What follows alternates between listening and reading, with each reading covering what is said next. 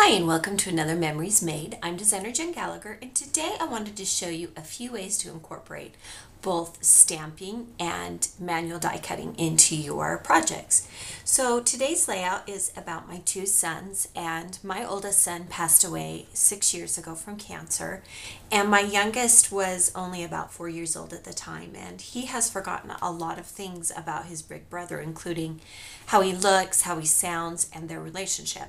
So the story that I'm telling today is just rather a photograph that I captured of the two of them, and it's important because it allows my younger son to see the kind of relationship they had. So sometimes these stories are hard for me to document, and so I give myself permission to only do it when I'm feeling good about it.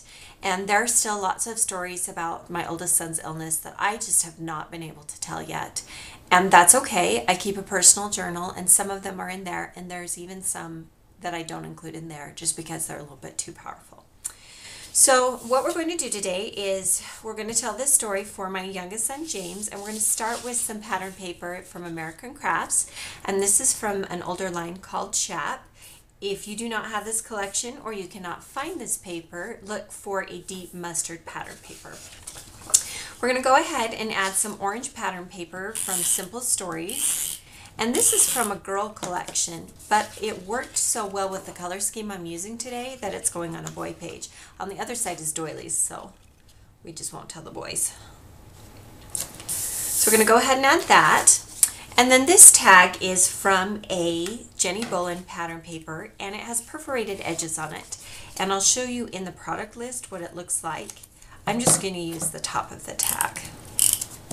And I'm going to place it up here. And then I can use this as a label later. So this pattern paper can be used as is, or it can be cut up. So you have a lot of options. So I want to do some stamping, and one thing that I enjoy doing is I like doing labels or long border strips from a graphic print or stamped image. And this is an older one from Studio Calico, and I really love this big bold print. And I printed the photo, and this layout is going to print when it's done, basically. And so I'm going to use this. Look for letters that can easily be stacked on one another, because this is what we're going to do with it. I'm going to take some brown stamping ink. You could use whatever color you want. And we're going to start by stamping the phrase at the top of the cardstock. And a clear stamp is great for this technique, because then we're going to come back and align the stamp just below the first stamp. So you can see how I start to create a border. And I will do this until the very end of the border strip, so as long as I want to go. Now, something that might be fun to mix it up is you could switch out colors. You could emboss just a few of the words, so you can make it look as unique to your project as you want. And you could use the same technique several times, but it will look different every time because of the way you end up finishing it up. So I went ahead and finished it ahead of time, and I have machine stitched around the edge with a soft teal pattern paper. And then to grunge it up and distress it a little bit more, I'm going to use a pigment ink pad. And I like these to get a little bit dried out, and that sounds a little bit funny. I don't invest in an expensive pad. I get a pad that's maybe around $3 or $4. And then as I'm working on projects, I leave the lid off a little bit. And that way it mutes the color just a little bit. So contradictory to probably some of the techniques that you've done before. This will end up on this edge of the page, but first let's do some die cutting. Now I have a digital die cut machine. I have a Cameo as well as a Cricut machine, and I do use both of them on my layouts, but I also have a manual die cut machine. And for those of you that are deciding whether or not to do a manual or a digital die cut machine, they both do different things, and you could do the same cut with a digital die cut machine. I have this one because I love the shape. It's an old one from Tim Holtz called Ornamental, and I loved the shape of it. But you could also do this as a digital die cut. Manual die cut machines are great for thicker materials like thick chipboard or felt. And the Cameo is great in that you can get one item and size it however you want. So I'm using my Cuttlebug machine, whatever manual die cut machine you have, you need to follow the instructions in terms of layering the die cutting plates. If you're using the Cuttlebug, it's just a B plate and another B plate with the die cut in between. And this is a manual one, and I just roll it through. There are others that are manual die cut machines, but you just push a button and it electronically moves through. So this is what it looks like. And just pop it out. And this is some old Christmas paper, winter paper from Echo Park Paper. If you don't have this paper, look for a dark denim that you could use. And we're not going to use the entire label. We're actually going to cut it down, and we can use the rest of it later. So I create a file of extra die cuts that I've cut already so that I can come back and use them later. So we're going to adhere this here at the top. And the nice thing about grid pattern paper is I'm using the white lines to make sure that the die cut is straight. So cheat a little bit and use your pattern paper to align your cuts. I want this to go a little bit further in. I do use permanent dot adhesive, but if you work quickly, you can pull things up. So go ahead and add that print label there or border. Now I am going to add the photo, and this is a 5x7 photo, and it was taken in the back of our vehicle, and it was a little washed out and grainy, so I changed it to black and white. And when you do that, the grain is far less noticeable. We're just going to gently tuck that underneath. Okay, so then from a collection called Brothers, it's a mini theme collection from Echo Park Paper, I have a sticker sheet that helped prompt the colors for this particular project. Lots of denims and warm yellows and oranges.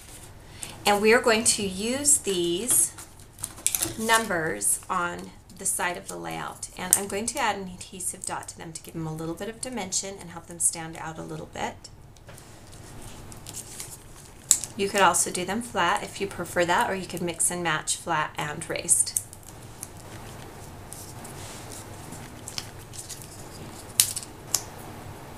So just as many foam dots as you need to help it stick up a little bit.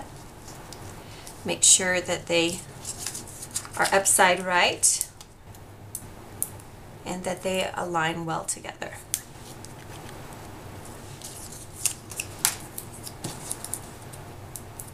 All right, on the upper right corner of the layout, we're going to use another sticker also from this Brothers Mini Theme collection. And it is a banner sticker. And you can see I've cut it from the backing and I moved it around until I got it exactly how I like. And we're going to go ahead and add adhesive foam on the back of this as well. Just as many as you need to help it stand up a little bit from the background. Some of them might require 2, and some might only require 1. So go ahead and remove the backing and stick it on the upper right corner. You could also create a banner from hand, either using a digital die cut machine or just cutting out triangular or pennant shapes. You could also use decorative scissors to cut the bottoms of each of the pennants to give them an edge that you like. So I have an orange button that I have tied with craft crochet twine. You could use baker's twine or whatever kind of fiber you have on hand. We're going to add a tam photo corner to this upper left corner, and this is from Canson. Then on the border here, I wanted to add a fringe border, and you could do this with straight scissors, and all you would do is just cut every so often. But the fastest way to do this is to invest in some fringe scissors, and I will link you to the Martha Stewart ones that I'm using today. These are a quick and easy way to create items like grass or anything that requires fringe, a feather, or just an interesting border. Is a great way to use these for. Okay, then to match the yellow found in this collection, this is some paper from Echo Park Paper. Any sunny yellow will do. And I'm just going to cut the ends at a slight diagonal. I'll go ahead and adhere that. Before I adhere it, I think I'm going to add some twine to it. So I match the twine at the top. And this is, again, just some crochet twine, and you could use baker's twine or whatever you want. And I just wrap it around several times. And then I'll tie it into a bow. Or a knot, depending on my mood.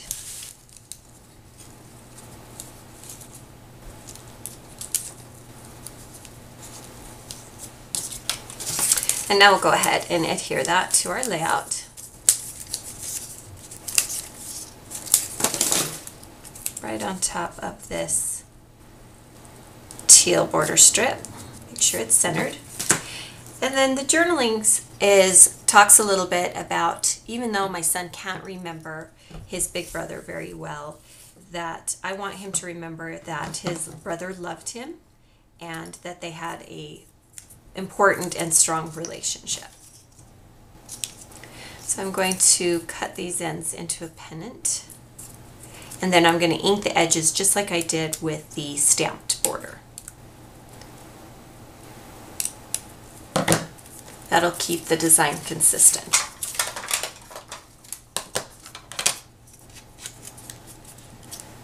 And you can ink as much of the strip as you want. So you can bring that ink just as far in as you want, or you can just get the edges. So find a technique that works for you.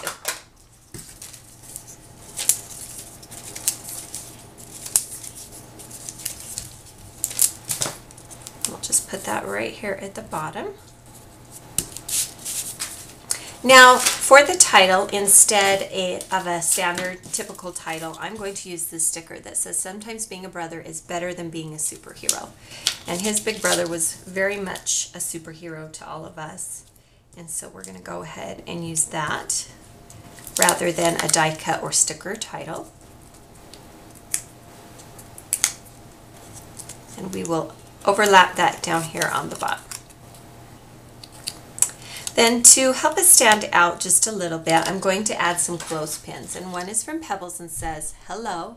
And the other one is a smaller, natural colored clothespin so that it matches with the lighter elements on the page.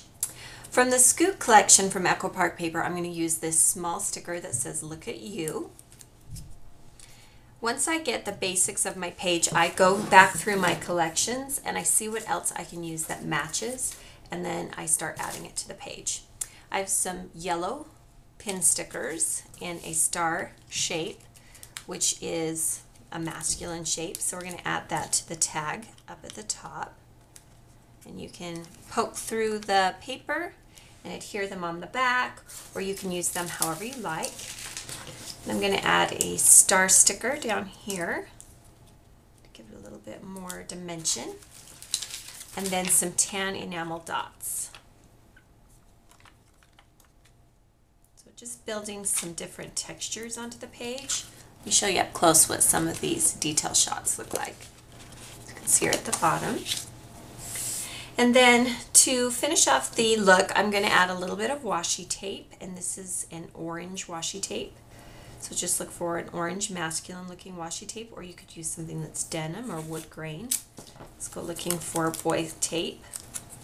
We're going to tuck that in a little bit right there. So there you have a layout that focuses on my son's relationships. I showed you how you can incorporate a manual die cut, which could also be cut with your silhouette machine, or you can stamp. Thank you for joining me today.